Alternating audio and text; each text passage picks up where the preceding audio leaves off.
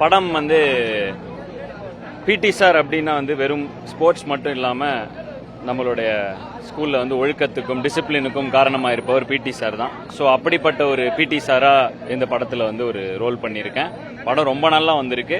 ரொம்ப பெரிய லெவலில் ப்ரொடியூஸ் பண்ணியிருக்காங்க. நிறைய ஆர்டிஸ்ட் படத்தில் நல்ல கிராண்டான ஒரு படமாக ப்ரொடியூஸ் பண்ணியிருக்காங்க. அதுக்கு என்னுடைய தயாரிப்பாளர் திரு ஐசனி கணேசன் சார் அவர்களுக்கும் என்னுடைய நன்றி இந்த நேரத்தில் தெரிவிச்சுக்கிறேன். கார்த்திக் வேணுகோபால் ஒரு அருமையான கதை திரைக்கதையோட ஒரு நல்ல இந்த டைமுக்கா நல்ல ஒரு படமாக இதை எடுத்திருக்காரு. ஸோ நான் ரொம்ப பாசிட்டிவாக ஃபீல் பண்ணிருக்கேன். 24ஆம் தேதி தியேட்டரில் வருது, பாருங்க, பார்த்துட்டு எப்படி இருக்குன்னு சொல்லுங்க. ரைட். பெண்கள் பாதுகாப்பு விழிப்புணர்வு இந்த மாதிரி கொடுத்து நிறைய திரைப்படங்கள் வந்தது. நிறைய படங்கள் சக்சஸ் ஆயிருக்கு, சில படங்கள் காணாமலே போயிருக்கு. அந்த வகையில இந்த பிடி சார் அப்படின்ற படம் வந்து எந்த ஒரு நம்பிக்கையில பார்க்கலாம்? வாங்க, ஜாலியா இருக்கும் தியேட்டர்ல. ஏன்னா ட்ரெய்லர் ஸ்டார்ட் ஆகும்போது கமர்ஷியலா ஸ்டார்ட் ஆகுச்சு. ஸோ ஒரு ஜாலியான ஒரு என்டர்டைன்மெண்ட் இருக்க படம் அப்படின்ற மாதிரி வந்து கடைசியில் அப்படியே வழக்கம் போல அவேர்னஸ் அப்படின்ற மாதிரி வந்தது. ஸோ இந்த படத்துல என்ன எக்ஸ்பெக்ட் பண்ணலாம்? மற்ற படத்தை என்ன எக்ஸ்பெக்ட் பண்ணலாமா?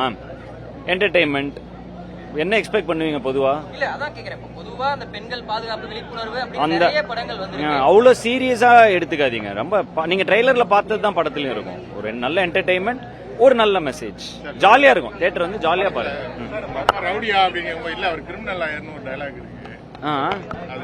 அது நீங்க படத்தை பாருங்க, செம்மையா இருக்கும். படத்துல பாருங்க, அதை நான் சொல்லிட்டா ஜோக் போயிடும்ல, காமெடி.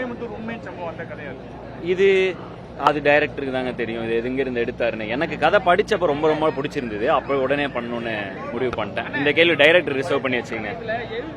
தமிழ் சினிமால எழுத்தா இசையான்னு ஒன்று போயிட்டு இருக்கு. வந்து நீங்க ஸ்டார்ல வந்து ஸ்டார் போட்டுருக்கீங்க. சூப்பர் ஸ்டார் மேட்லாம் முடிஞ்சது. ஏன் ஸ்டார் போட காரணம்? பிடி சார்ல ஸ்டார் வருது. ஏன் பிடி சார்ல எப்படி ஸ்டார் வரும் எனக்கு புரியலையே. பிடி சார்ன்ற நேம்ல வந்து ஸ்டார் வர டைட்டில் இருக்கு. எங்க இருக்கு ஸ்டார்? போஸ்டர்ல சொல்றாங்க. ஓ, அப்படி பாத்தீங்களா? நானே அதை கவனிக்கல, நீங்க கவனிச்சிருக்கீங்க. இல்ல என்ன அதுல என்ன மேட்டர்? அதுக்கு எனக்கு கேள்வியே புரியல. எழுத்தா இசையான ஒரு இஷ்யூ போயிட்டு இருக்கு. தீர்வு கிடைக்கல. கிடைச்சிருச்சு.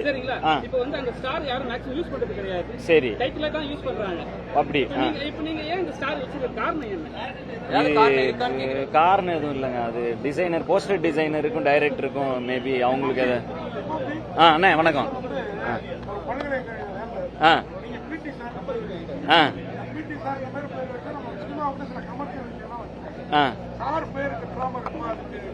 அண்ணா இந்த படம் நாங்க சொல்றப்ப ஒரு அண்ணன் கிட்ட, ஆமா, இந்த அவர் அந்த கல்வியாளர் நான் தான் இந்த படத்தை எடுத்து சொல்லணும்னு அவர் சொன்னது. அதுதான் நான் ஸ்டேஜ்ல அவருக்கு ஹேட்ஸ் ஆஃப்னு சொன்னேன்.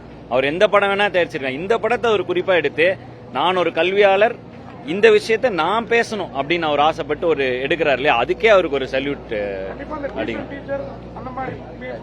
ஆனா ரொம்ப ரொம்ப நல்ல குடும்பத்தை நீங்க உங்க குழந்தைங்களை கண்டிப்பா கூட்டு வந்து பார்க்க வைக்க வேண்டிய படமாவே இருக்கும். சந்தோஷமான படம். வந்து இப்ப பாதி பல திரைப்படங்களை நடிகரா நடிச்சிட்டு இருக்காரு. இசையமைப்பாளரா பெரும்பான்மையா இப்ப பார்க்க முடியறது இல்லையா? அதுக்கு என்ன காரணம்? அது வந்து நடுவில் அதான் ஒரு தவிர்த்துறீங்களா? இல்ல நடுவில் ஒரு பிரேக் எடுத்தேன்ல, படிக்க போய் ஒரு பிரேக் எடுத்தேன்ல, அதுக்கு இப்பதான் ரிட்டர்ன் ஆகுறேன். சோ ரிட்டர்ன் ஆகணும், இன்னும் லைனா அடி டமால் டமால் அந்த மாதிரி ஆம்பளை அந்த திரைப்படங்கள்ல வெற்றி அடைஞ்ச மாதிரி இசையில மறுபடியும் அரண்மனை 4 இப்பதானே வந்திருக்கேன்.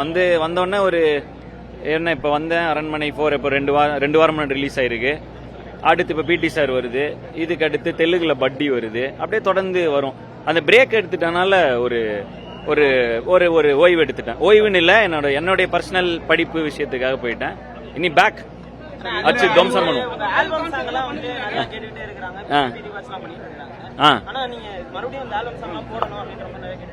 அதான் புது புது பசங்களை இன்ட்ரோடியூஸ் பண்ணிட்டு இருக்கேன் ஆல்பம் சாங்ல. நம்ம பண்ணி முடிச்சிட்டோம், பசங்க வரட்டும். அடுத்து எந்த அனுபவம் இல்லாம 25 படம் வரைக்கும் ஜெயிச்சு வந்திருக்கீங்க. நிறைய பேர் சினிமாக்காக இசைக்காக போராடி இருக்கீங்க. உங்க அனுபவத்துல அவங்களுக்கு ஒரு டிப்ஸ் இல்ல ஒரு கைடுனா என்ன சொல்லுங்க? யாருக்கு போராடிட்டு இருக்காங்க நிறைய பேர் இசையமைப்பாளரா? இன்னைக்கு ரொம்ப திறமை மட்டுமே, அதாவது டெக்னாலஜி வளர்ந்துட்டனால முதல் மாதிரி தடைகளோ அந்த மாதிரி ஒருத்தர் தெரிஞ்சு அந்த மாதிரி நெட்வொர்க்கிங் அதெல்லாம் எதுவுமே தேவைப்படுறது இல்லை. நம்ம திறமைய காமிக்கிறதுக்கு சோசியல் மீடியா மாதிரி இருக்கு.